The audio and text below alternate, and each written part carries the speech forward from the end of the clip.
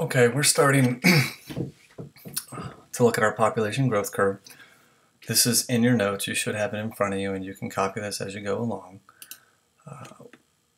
Trying to look at how the population size changes over time. So this is a complex battle between environmental resistance, things that cause death, and biotic potential, things that cause life.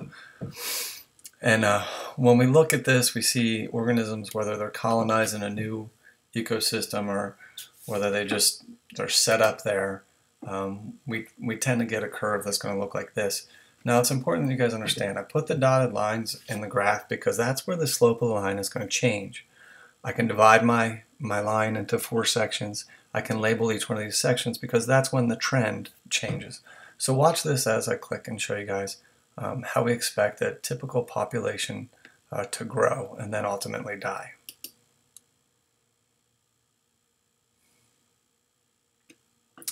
So the lag phase, like I said, if we've just colonized an area, maybe the organisms got washed up on an island, or whether the organisms have just evolved and it's the first time that they've ever been on the planet. It takes some time to get the population actually growing. They've got to deal with a lot of different types of environmental resistance. Do I have enough food? Is there lots of competition? Is there disease? Is there predation?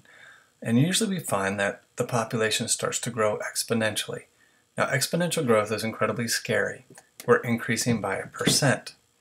Some populations will boom and bust. They grow so fast, they go completely over their carrying capacity, and then they crash and burn. But some populations will kind of stabilize. This is the stable population for the environment. Environmental resistance is keeping it down, biotic potential is trying to push it up. Then ultimately they'll use up all their resources and die. So biotic potential, things that are going to cause birth rates to increase. Lots of food, lots of water, very little competition, very little predation, population will go up. Environmental resistance, things that cause the population to go down. Disease, competition, lack of food, lack of shelter, natural disasters, all of that goes through.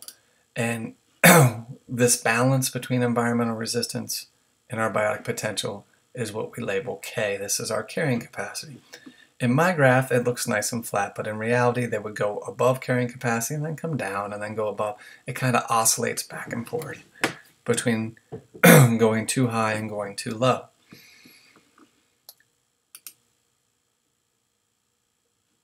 Carrying capacity is usually determined by a limiting factor. I like to think of it as Legos. You guys ever buy the Lego set where you're like, oh cool, I'm going to make a lot of cars. You open up the Lego set and they've got 8 wheels. Well, if all you have is 8 wheels and you have 2,000 Legos, how many cars can you make? You can make 2 cars because each car is going to require 4 wheels. The wheels are the limiting factor in the Lego set to tell you how many cars you can make. In the environment, the limiting factor could be food. It could be a mineral. It could be a nutrient.